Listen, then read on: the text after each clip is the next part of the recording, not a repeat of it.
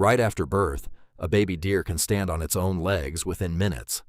A baby horse can run alongside its mother within hours, but a human baby?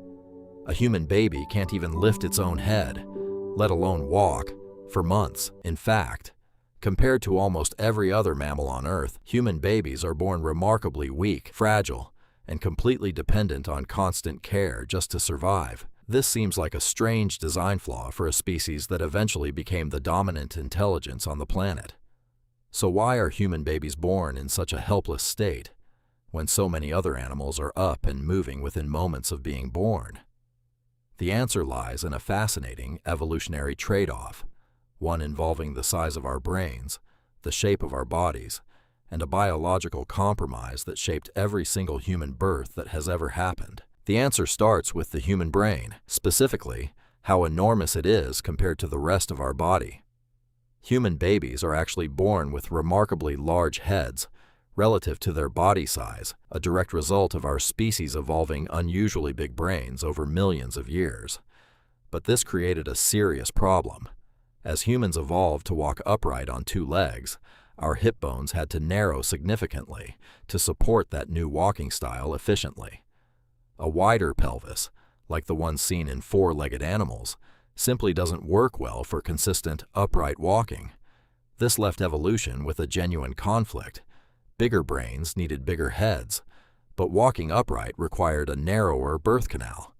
If human babies waited to develop as fully as other animals before being born, their heads would often become too large to safely pass through the birth canal at all.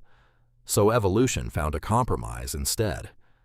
Human babies are essentially born early, before their brains and bodies are anywhere near fully developed, allowing birth to remain survivable for both mother and child. This early birth meant human babies would need an extraordinary amount of care during a period scientists sometimes call the fourth trimester, essentially a continuation of development that would normally happen inside the womb, but now taking place in the outside world instead. Unlike many other primates, whose babies can instinctively cling tightly to their mother's fur within hours of birth, human infants can't support their own weight or grip strongly enough to hold on at all. This meant human babies had to be carried constantly, fed frequently, and protected at nearly every moment, since they were physically incapable of doing anything to help themselves survive. Even simple reflexes, like a tiny hand gripping a finger, hinted at instincts inherited from ancestors who once needed to cling to their mothers, even though human babies could no longer do so effectively on their own. Slowly, over weeks and months, small developments would begin to appear. A baby's eyes would start to focus. A first smile would emerge in response to a caregiver's face. A head might briefly lift on its own. These weren't just cute milestones. They represented critical neurological development that simply couldn't happen safely inside the womb, given the physical limits created by the size of the human pelvis. As strange as it sounds, this vulnerability actually worked in our favor. Being born early meant a human baby's brain could keep developing while directly exposed to sounds, faces, and social interaction, rather than growing in the dark isolation of the womb. Every conversation, every expression, every moment of interaction became a learning opportunity from day one. This extended period of dependency also forced early humans to form tighter social bonds, since raising a helpless infant required cooperation from an entire group, not just a single parent.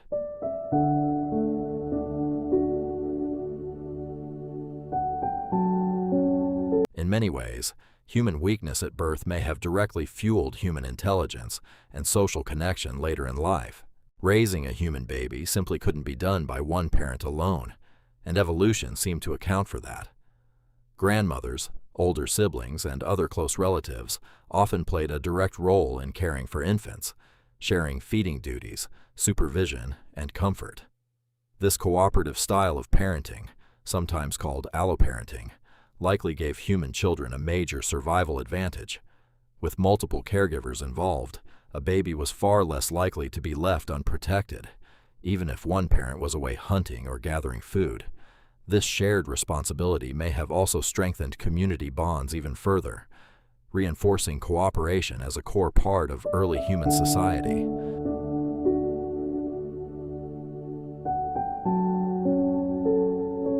in many ways, the extreme helplessness of human infants didn't just shape parenting. It helped shape the structure of human communities themselves. Being born helpless was just the beginning. Human children take far longer than any other animal to reach independence. And that's not a flaw. It's connected to how we learn. Human babies are born with very few built-in instincts. Almost everything, from walking to using tools, has to be taught over years. This long childhood gave time to observe, time to practice safely, and time to make mistakes without them being fatal.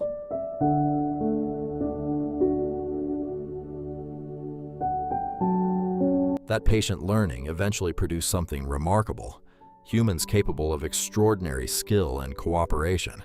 Looking across the animal kingdom, human babies stand out as an extreme case. Kangaroos give birth to tiny, underdeveloped young that continue growing safely inside a pouch. Elephants and horses, by contrast, are born large and mobile, walking within hours. Sea turtles need no parental care at all, instinctively heading toward the ocean the moment they hatch. Humans sit at the far opposite end of this spectrum, born more helpless and dependent than almost any other species on Earth.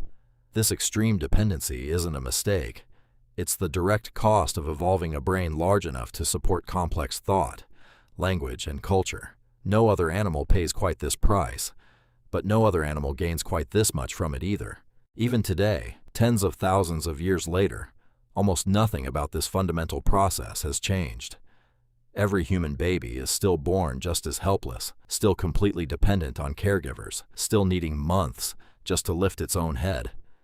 Parents still lose sleep rocking crying newborns in the middle of the night. Grandparents and extended family still step in to help, just as they did around ancient campfires. That tiny, reflexive grip babies have on a finger is the exact same instinct their ancestors once relied on.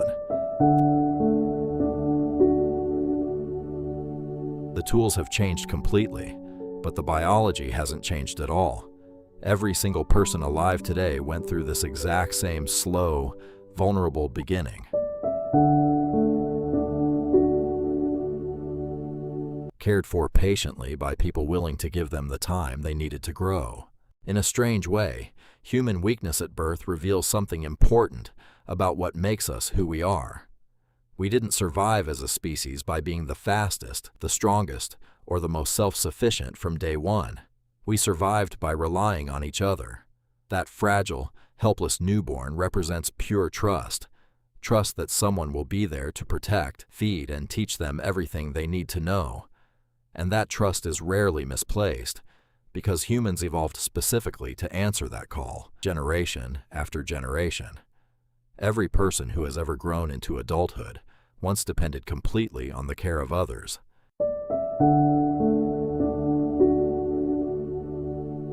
That shared experience may be one of the deepest threads connecting all of humanity together. From a helpless newborn who can't even lift its own head, to everything you are today, every single one of us started out completely dependent on someone else's care. That vulnerability wasn't a weakness.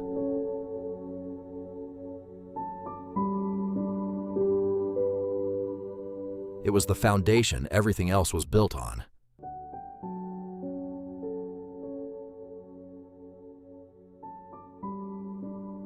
Thanks for watching, and I'll see you in the next one.